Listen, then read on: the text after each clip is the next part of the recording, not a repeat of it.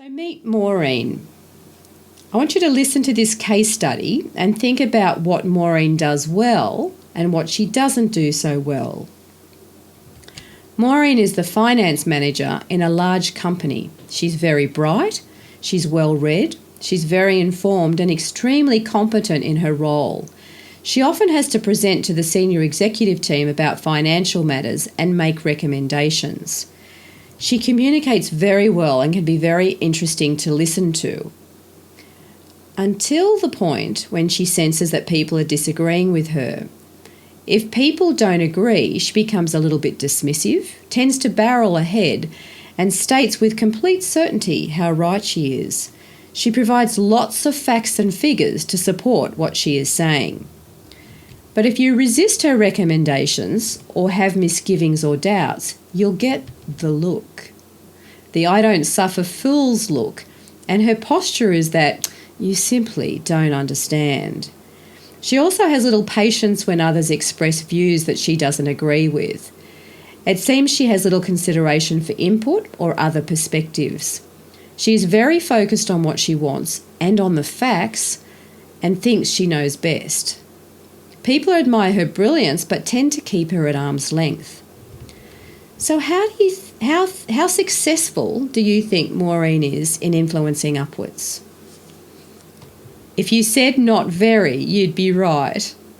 Maureen often doesn't understand why her brilliant suggestions are not adopted or why she just can't seem to connect with people. At present, she thinks the problem lies with them. Maureen is using her dominant style and does not have a good range of influencing skills. She has limited range. Range is about being adaptable and having the ability to tailor your skills to the situation and to the audience. So we can't just go with what we've got, which is our natural style and our natural communication preferences. We have to develop our skills to influence others and get results. We have to be flexible and have to use a range of skills and strategies. The two main factors that impact your ability to influence others are the behaviour you use when interacting with others. Now, behaviour, as we know, is a combination of skills and your way of being. Now, this doesn't just apply to the actual time or situation when you're trying to influence. Your relationship with the person or group comes into play, as well as your history and your credibility. They all come into play. And the other main factor is the influencing strategies that you use.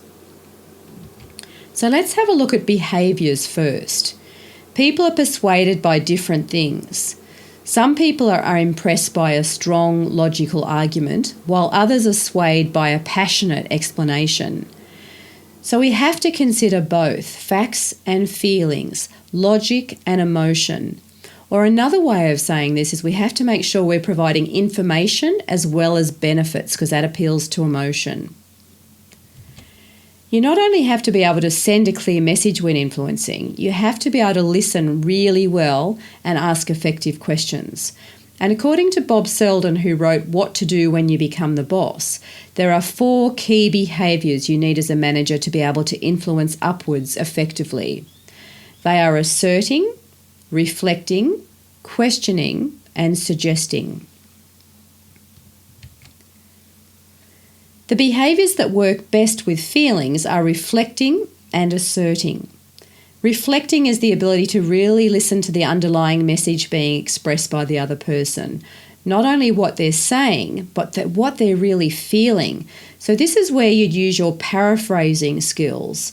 And this is where you'd clarify their comments and their input and concerns, and you'd be reading between the lines around feelings. And asserting is being able to state your own needs and expectations in a compelling way. So being able to use your emotion in an authentic way. And so when emotions are high, these are the most powerful influencing skills. The behaviours that work best with facts are questioning and suggesting.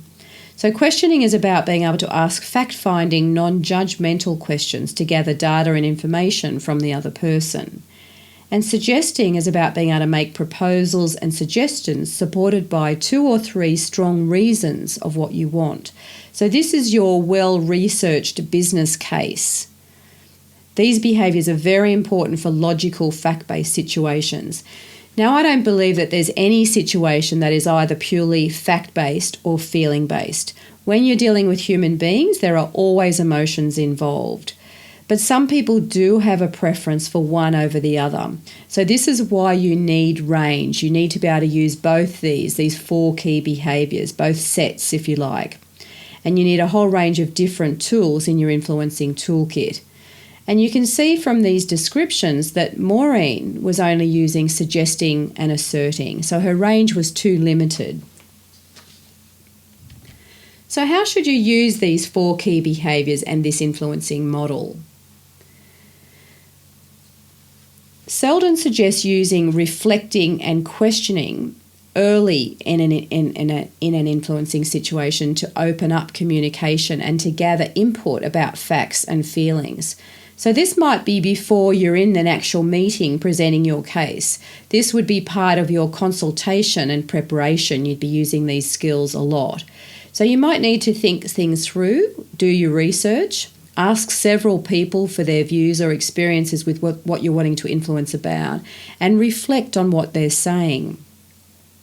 Ask good questions to get more information and different perspectives than you might currently have.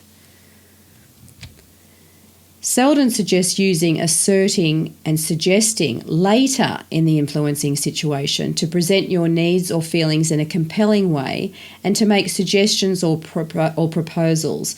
And that is about putting your business case forward. So these behaviours are best used as a way of closing your case, if you like. So we're using reflecting and questioning there at the beginning, and then asserting and suggesting as a way of closing off.